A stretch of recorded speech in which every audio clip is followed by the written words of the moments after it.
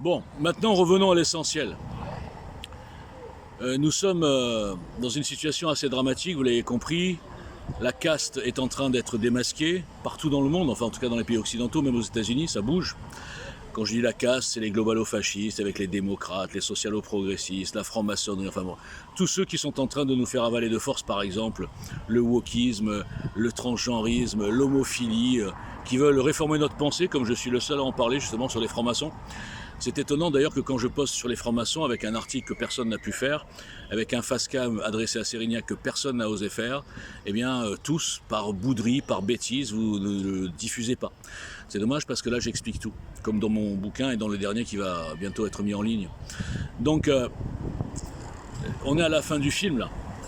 On est à la fin du film, c'est-à-dire que alors j'ai quelqu'un qui m'enseigne beaucoup de choses depuis 4 ans, c'est mon mentor, vous ne le connaissez pas. Il est aux États-Unis, mais c'est un Français. Eh bien, nous sommes à la culmination des temps. Nous arrivons au paroxysme du monde à l'envers, au paroxysme du monde tenu par des menteurs, par des satanistes, on peut le dire, par des cupides, par des corrompus, par des gens qui nous imposent des choses que 80% des peuples ne veulent pas. Je répondais hier à un tweetos, là. On parlait justement de ces histoires de transgenres qu'on envoie dans les écoles pour apprendre à nos enfants à quoi? À tailler des pipes. Qu'est-ce qu'ils leur apprennent? Qu'on peut être garçon, on peut être fille, on peut être les deux, on peut être rien du tout. J'ai vu un truc, une note aux parents d'élèves qui expliquait que maintenant l'école, machin, dans le cadre du changement sociétal, en fait ils nous annoncent tout ce qu'ils sont en train de faire. Et ils savent, ces élites-là, ils savent qu'on est contre.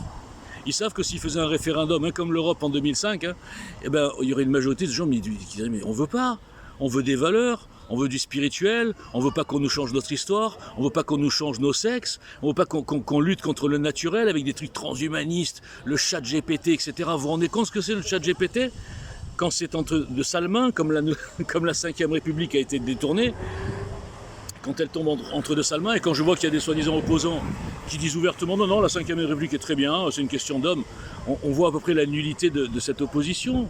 Quand on voit que les partis soi-disant d'opposition ne changent rien, ne changent pas une virgule, je parle des partis d'opposition, les vrais, hein, les normaux, c'est-à-dire Reconquête et Rassemblement National, je veux dire, on est dans un truc de fou. J'explique ces gens, j'ai rien contre eux, ils gèrent des boutiques, ils profitent du système.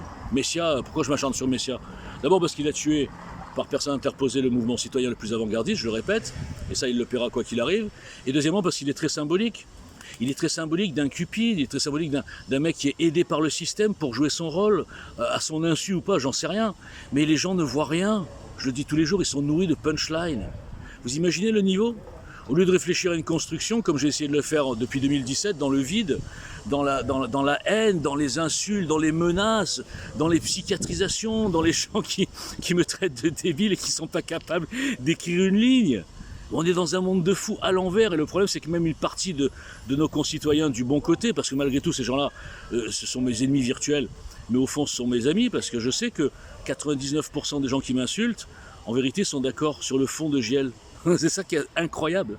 Ce sont des gens qui sont lobotomisés, qui sont rendus haineux, une sorte d'équipe de garde du corps, du système. Ils ne se rendent même pas compte.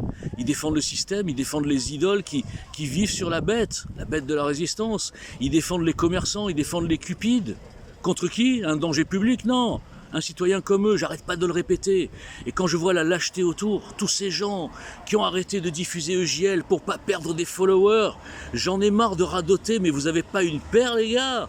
Vous avez pas de morale, vous laissez un type se faire lyncher, il distribue des tonnes de mensonges sur moi, que je suis le harceleur, que je suis un prédateur, je ne sais pas quoi. Et ils osent dire que j'aime rabaisser les gens. Mais ils n'ont pas compris comment je fonctionne. Moi, les insultes et menaces, ça me fait ni chaud ni froid. Au début, j'étais fragile. J'ai déposé plainte contre 2 tarés, là, qui sont encore là, au bout de 5 ans. Comment il s'appelle? José Pinheiro, Jules Dantre et Henri Aguilar. Bon, il a plein de comptes, ce serait trop long à dire. Donc, pourquoi j'ai déposé plainte? Parce que j'ai dit, mais non, ces gens, ça doit être des exceptions. Il faut que je dépose plainte. Après, j'étais gentil, parce que je suis gentil au fond. J'ai retiré mes 2 plaintes. Bon, je ne redéposerai pas plainte, je m'en fous maintenant. Après, j'ai compris que ça ne servait à rien. Pourquoi j'ai déposé plainte? Je ne suis pas un ouin-ouin, moi, je ne suis pas... contrairement à ce qu'il dit, je ne suis pas un Calimero. Non, mais je veux dire par là que ce n'est pas une exception. J'ai vu au fur et à mesure la rage que je provoquais, alors que je suis du même troupeau qu'eux. Je suis juste un mouton qui a décidé de sortir de là où on veut nous amener et de tenter quelque chose. Mais au lieu d'ouvrir les yeux comme ils l'ont fait au début, avant la cabale, tout le monde était là, 6 millions de vues, une équipe, tout va bien. Et juste sur une cabale, tous ces gens ont fui. Mais vous vous rendez compte? Fuir sur un réseau social parce qu'on a peur de perdre des followers ou d'être cible de Riri la béquille ou Jojo le psycho. C'est pour ça que des fois je rigole parce que c'est un film d'horreur que je vis depuis 5 ans les gars. Alors réveillez-vous, essayez d'aller voir le fond de GL et vous serez d'accord avec tout, j'en suis certain, en tout cas je parle du camp patriote. Vous ne pouvez pas nier, vous êtes d'accord, que nous devons sortir de l'Europe, nous devons sortir de l'OTAN, que nous devons réformer cette 5e République, que nous devons réformer la justice qui a été détournée par des francs-maçons notamment et par des gens qui sont corrompus ou nommés par l'exécutif. Et Jean Messia le génie veut rien changer. Ah non, non, tout va bien. Mais réveillez-vous les gars, soit il est payé, soit c'est un outil fabriqué, ce que je pense, soit il est complètement idiot. Et c'est pour ça qu'il veut cacher sa bêtise en me faisant assassiner, si j'ose dire. Enfin, sur le numérique, sur Twitter. Allez donc sur TikTok, tapez mon nom, Walter Boujna 2, et regardez juste les commentaires. Évidemment, je fais pas beaucoup de vues. Je suis un peu rendu... À chaque fois, il me restreint mes comptes. Enfin, allez voir les commentaires des gens normaux qui sont pas comme vous dans des meutes, qui n'ont pas peur de perdre des followers, parce que TikTok, il n'y a pas de followers, machin. On s'en fout, il n'y a pas de groupe. Et puis TikTok, quand on peut un commentaire positif, il n'y a pas tous ces followers qui regardent, qui voient. Ils sont tranquilles, les mecs, ils sont libres. Vous êtes des prisonniers. Vous êtes des prisonniers d'un système, vous êtes des prisonniers de groupes, d'enclos, de partis politiques, d'idoles. Moi, je veux vous libérer, les gars. Pourquoi je m'appelle Moses, vous croyez? Il y en a qui me prennent au premier degré. Pourquoi je m'appelle Moses? Parce que je suis un mélange de Moïse et Jésus, les gars.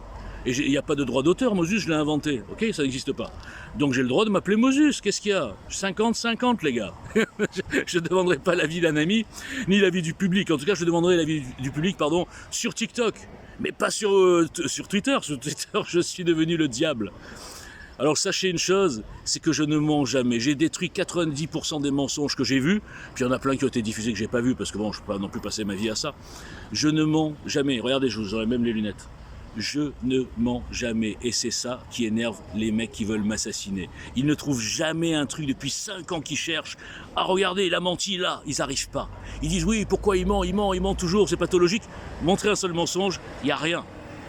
Et le problème, c'est que les gens sur Twitter, j'ai l'impression qu'ils croient, et ils pensent que je suis ce qu'ils racontent là, ou alors ils sont lâches. Il n'y a pas d'autre solution, les gars.